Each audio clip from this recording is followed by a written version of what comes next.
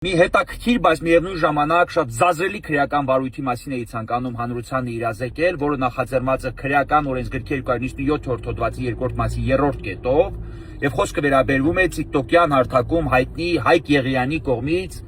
Նիկոլ Փաշինյանին հաստատված վիրավորանքին։ Ինչ որ կուսակցության նախագահ այդ փաստի կապակցությամբ ներկայացրել է հաղորդում, նշելով, որ վաղը կարող է Հայաստանի Հանրապետության վարչապետը ինքը լինել եւ իր համար անընդունելի է, երբ որ վարչապետին վիրավորում են ու քննչական կոմիտեն առանց հապաղելու քաղաքացուն ձերբակալել է եւ նախաձեռնել քրեական վարույթ 297-րդ հոդվածի 2-րդ մասի 3-րդ կետով։ Այս պայդրությամբ քաղաքացին արդեն 2 օր է շարունակ գտնվում է ձերբակալվածների պահման վայրում, իսկ վաղն էլ պարզ կլինի այս միջին ծանրության ենթադրյալ արարքի համար ինչ դիրքորոշում է ցույց տալու քննչական կոմիտեն, այսինքն արդյոք նրան ներկայացնելու է դատարան կալանավորման նպատակով եւ ինչ մոտեցում է ցուցաբերելու այդ կապակցությամբ դատարանը։ Ես ստանձնել եմ քաղաքացու շահերի պաշտպանությունը եւ կարծում եմ, որ սա նաեւ սահմանադրական դատարանի հանրահայտ որոշման անտեսում է, որով հակասահմանադրական է ճանաչվել քրեական օրենսգրքի այն հոդվածը, որը պատասխանատվություն է նախատեսում պաշտոնատար անձանց հասցեին ծանր վիրավորանքներ հնչեցնելու համար։ Քննչական կոմիտեն սա քողարկում է, չգիտեմ,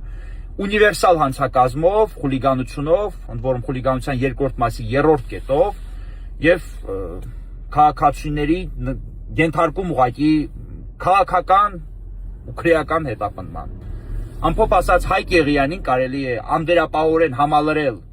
այս պայդրությամբ քաղաքական հետապնդման ենթարկվող անձանց ցուցակում եւ այս մասին պետք է հրապարակային խոսել, բարձրաձայնել այս հարցը, բարձրաձայնել այս խնդիրը, որովհետեւ ես վստահ եմ, որ Հայկ Եղիյանը այս պայդրությամբ պետք է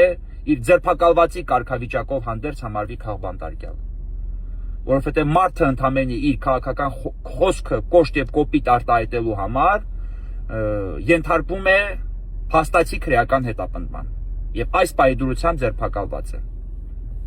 ձերբակալված է, գործով զբաղվում է Վարդենիսի քննչականը։ Կրկնում եմ, վաղը պարզ կլինի այս միջին ծանրության ենթադրյալ արարքի համար քաղաքացուն տանում են դատարան կալանավորման նպատակով թե ոչ եւ ինչ մոտեցում է ցուցաբերում դատարանը։